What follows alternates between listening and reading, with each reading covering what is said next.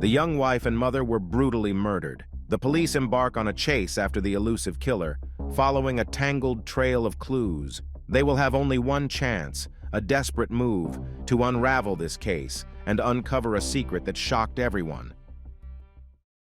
At 10:27 p.m. on a cold January Tuesday in 2003, the Ramapo emergency dispatcher received a call.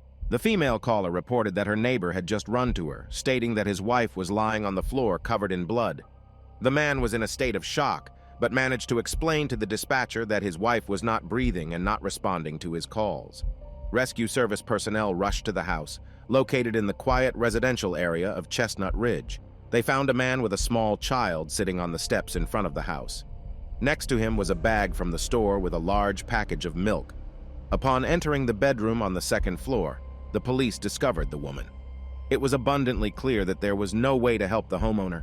She had very deep wounds on her neck. The handle of a knife protruded from her chest, and blood was pooling around her body. Recognizing it as a crime scene, the officers cordoned it off and summoned detectives. The detectives who arrived at the crime scene began inspecting the bedroom. They found it odd that the lights were not on, but the ceiling fan was running. 3 light bulbs were found scattered in the trash can, with one lying nearby. Someone had also tampered with the bulb in the wall sconce to ensure it didn't work. This suggested that someone attempted to conceal their presence and prevent the victim from seeing them. She indeed had no chance to fight for her life. Multiple deep and forceful stabs from the knife pierced through her chest and lodged into the floorboards. One of the strikes landed on Evelyn's back.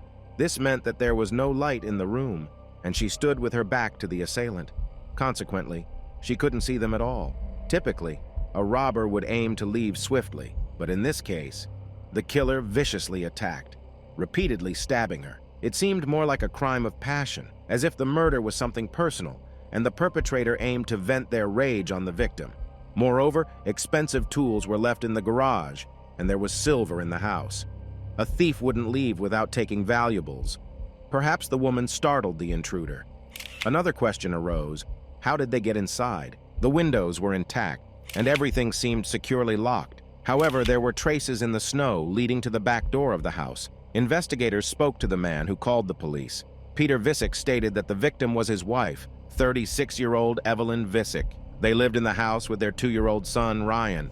Peter explained that he and his son returned home from the store to find Evelyn in that state. When a wife is killed, suspicion primarily falls on the husband. The man mentioned that the last time he saw Evelyn alive was in the morning. She left for work, and he spent the entire day with his son. At 8:30, they went to Peter's parents to assist with something. Peter didn't have a steady job, and his parents supported him by giving him odd jobs. They stayed at his parents' home with Ryan until evening. Around 9 p.m., he called his wife on her mobile. She said she would be home in about 20 minutes. At around 10 p.m., Evelyn called asking where they were. Peter replied that he was buying milk and would be home soon. Upon arriving home, he wanted to put Ryan to bed immediately, but he was puzzled by the lack of light in the hallway. He peeked into the bedroom and saw Evelyn lying on the floor. He then rushed to the neighbors. The rest was already known to the police. In total, Peter was interrogated for over 16 hours, yet he never once mentioned wanting to leave, asked for a lawyer, or demanded to be left alone. Nothing of the sort. He willingly provided fingerprints, hair, nail samples, DNA, and more. Furthermore, he had never had any legal issues. On the contrary, he was the kind of person who, when not at home, would be at his parents' place. His mother confirmed they spent the entire day there with Ryan. Security cameras and a receipt for purchasing milk issued at 10:15 p.m. showed that he indeed made purchases at the supermarket. He couldn't have possibly returned home, committed the crime, changed clothes, and called the police from the neighbor's house. It became clear that the man had no connection to his wife's murder. However, investigators inquired if he was worried about his own life. Perhaps the killer was coming after him. Maybe he owed someone money or was involved in illicit substances, gambling. To all these questions, he replied no. The final question: did he know anyone capable of such an act? "You should talk to Evelyn's boyfriend calmly," said Peter. Investigators didn't expect this turn. A few years ago, Evelyn met Peter when he and his father were shopping at the hypermarket where she worked. He was very quiet, polite, a wonderful guy. Evelyn understood that this was the person she wanted to build her future with. They got married, and soon they had a child. But gradually, after 4 years, the couple's relationship hit a dead end. Peter explained that their views on family life differed. He wanted his wife to stay home while she wanted to work, causing cracks in their marriage. Evelyn filed for divorce, but they continued to live in the same house. Since Peter was a wonderful father, Evelyn wanted him to be involved in their son's life. At the same time, she was seeing another store employee named Mike Grande. So the police dealt with a couple who planned to divorce, but continued to live together. As if this wasn't enough, they added a lover to the mix, and it was unknown how he felt about all this. If Evelyn's boyfriend was jealous, his passionate nature perfectly fit the crime scene, indicating that it was a crime of passion. At 8 a.m., the police headed to Evelyn's workplace to speak with Mike. Her colleagues were already suspicious because she never missed a day at work. They weren't just friends, but a family. Evelyn came to the USA from Puerto Rico at the age of 19 and started working at a hypermarket in New Jersey. Having almost no relatives in the States, she formed very close relationships with other co-workers. Evelyn was an excellent worker, positive, lively, and kind-hearted. Therefore, all her colleagues adored her and couldn't believe she had been killed. When her boyfriend Mike arrived for his shift and was informed of the news, he was visibly upset too. However, when asked about his whereabouts the previous evening, the man's answer astonished the detectives. On the evening of the murder, he was with Evelyn. Detectives immediately envisioned a scenario of a jealous lover killing his victim in a fit of rage. Mike promptly became the prime suspect in the case. At the station, the 28-year-old man said that initially he and Evelyn were just friends, but then a spark ignited between them and they started dating. On the day before, they left work at 3 p.m. In the evening, she planned to cook dinner and eat with her son, but Peter called and warned her that he would be taking Ryan to his mother's. Then she called Mike and told him she was free. They had dinner at Mike's house, after which the woman prepared to head home. Her house was a 40-minute drive from his place, and Mike called her when she was roughly halfway there. Only 40 minutes after that call, Evelyn was killed. According to Mike, he spent the rest of the evening at home, watched TV, and went to bed. Detectives checked his phone records. His phone remained at home all evening. If he had gone to Evelyn, he would have passed at least one cell tower. Also, no surveillance cameras along the route recorded his car. This led the detectives to believe that he was at home during Evelyn's murder. Colleagues also never thought Mike capable of such an act. He treated Evelyn well, provided her with the support she needed, and placed her on a pedestal. Like the victim's husband, Mike was willing to cooperate in every way. He provided DNA samples, fingerprints, his phone, laptop, and even offered to search his home and car if necessary. He was swiftly removed from the list of suspects. So, the husband was not involved. The boyfriend was not involved. The search for suspects continued. The murderer could have been anyone. But it's important to understand that this is a tiny town where murders are extremely rare. However, precisely during that time, a gang of robbers operated in the vicinity. Among them was a certain Terrence Monk. Monk could be ruthless and furious with those who refused to cooperate. He was involved in a robbery 1.5 miles from the Visage house. He fit well as a suspect, but since the police had been dealing with him for several years and quite diligently, there were no chances of cooperation from his side. So, to obtain the necessary information, investigators resorted to another approach. They turned to an informant to find out where Terrence was on the day of the murder and whether he was connected to it. It turned out he was in Buffalo, New York, as confirmed by witnesses and phone company records. Another dead end for the detectives. As the police informant was deeply entrenched in the city's criminal environment, investigators asked what was being said on the streets about the case. If a local had attacked Evelyn, someone would have known something. But the informant assured them that he absolutely knew nothing. The police returned to the very beginning. They again interviewed friends and colleagues of the woman, trying to determine if she had enemies or led a secret lifestyle. But her friends genuinely loved her, and no one could imagine anyone capable of harming her. Evelyn, in turn, devoted herself entirely to her son and took care of him. In the area where Evelyn and Peter's house was located, it was forbidden to park on the street at night. Perhaps parking permits were issued to some. That was also not the case. Investigators had to admit, at least to themselves, that the case probably would never be solved. Finally, 3 days after the murder, the police received information that turned the investigation upside down and sent them on a fresh trail. Mike Grande came to the precinct. He brought some of Evelyn's belongings, Among these items were an audio recording and the woman's diary. Detectives immediately recognized the voices on the recordings. It was Evelyn and Peter. Evelyn secretly recorded some arguments and disputes with her husband. They argued about money she spent. He wanted to take her car away and stop paying for her phone. In other words, he sought complete control over his wife. This contradicted what Visich had said, but that was not all. They were getting divorced but lived under one roof because neither of the spouses wanted to be the one who left the home, the family, and the child, because the opposing party could portray it in a negative light, especially since Peter wanted full custody of their son and to sell the house. Of course, the court wouldn't allow him to take the child and throw his ex-wife out onto the street. But without Evelyn, nothing would stop him from achieving what he intended.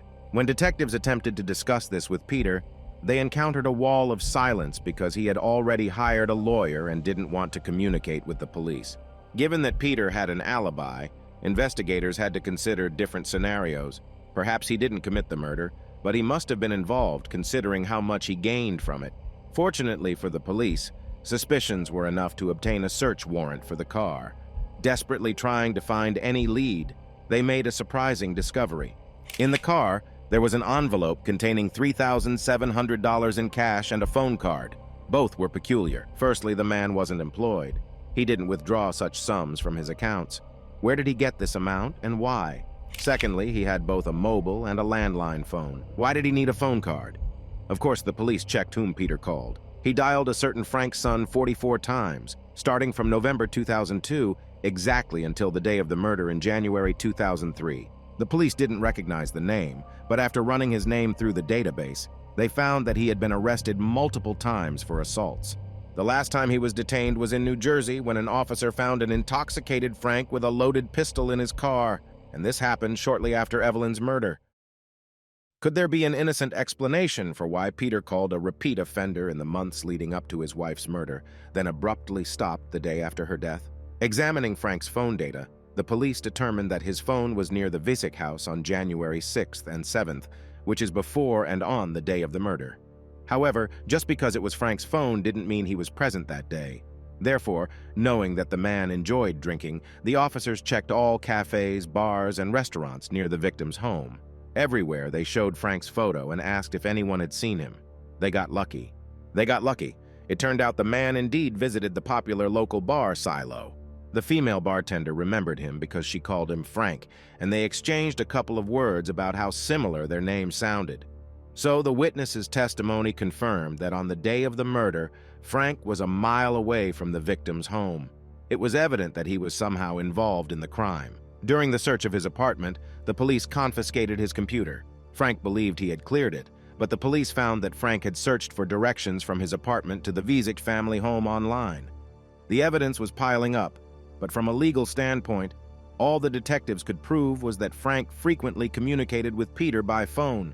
The investigators had no choice but to pressure Frank and attempt to obtain a confession. Doing so would be challenging. If he asked for a lawyer, the interrogation would have to stop. He would deny everything, and the police wouldn't be able to disprove his words. Now, everything depended on the interrogation and the skill of the detectives conducting it. The detectives requested the suspect to be isolated before their arrival and allocated the smallest room for conversation. They brought along numerous photos of Evelyn, boxes of documents bearing her name, maps, and various other items. This created an impression that the small room was entirely filled with evidence pertaining to the case.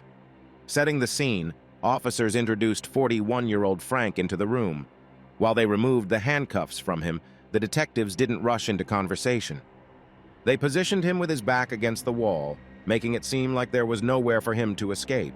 Furthermore, one detective sat extremely close to him, as people find it hard to lie when someone is practically in their personal space.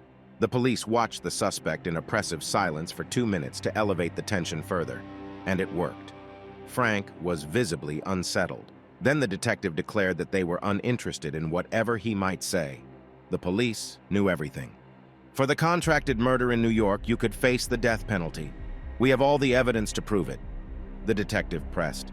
Frank was clearly nervous, sweating, and the vein in his neck was pulsating madly. But the investigator persisted. If you confess, we'll try to help you get the best deal. He reminded Frank in detail about his visit to a bar near the victim's home.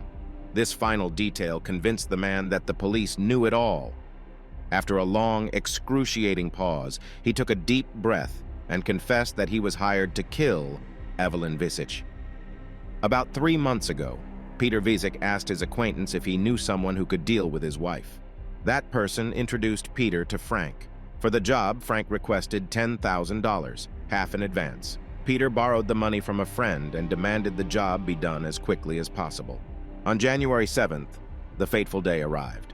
When Evelyn was at work, Peter unlocked the back door of the house, which is how the killer gained entry. The footprints in the snow confirmed this. As Frank waited for the victim, he unscrewed the light bulbs. Suddenly, Peter's van arrived at the house. He was with his son. Frank spotted the son through the window, warned Peter, and gestured to leave. Peter replied that he had been talking to his wife on the phone and she would be home in 20 minutes, then drove away. Soon enough, Evelyn arrived. As she ascended to the bedroom, Frank tried to sneak up from behind, but she heard his last step and turned around. Evelyn didn't scream. Frank ordered her to lie face down on the bed, promising only to rob her. Before stabbing her, he told the poor woman that he would save her from her miserable life and confessed that her husband had hired him. Then he stabbed her repeatedly because Peter's instructions were clear in his mind to execute the job splendidly. Frank admitted guilt for first-degree murder. However, in exchange for his truthful and detailed testimony in court, they promised him a punishment ranging from 20 years of imprisonment to life. In November 2003, the trial against Peter began. The courtroom was filled with Evelyn's friends, and it was a difficult time for them, especially when Frank testified. It was a betrayal, both literally and figuratively, planned by Evelyn's husband. Frank's son became the actual instrument of the murder, but it was Peter Visic who brought that instrument into his own home. Frank detailed his acquaintance with Peter, how he hurried to have his wife killed, and finally, about Evelyn's murder. The trial lasted for 8 days. The defendant did not take the witness stand and displayed no emotions. After 3 hours of deliberation, the jury members found Peter guilty on all counts. He was sentenced to life imprisonment without the possibility of parole.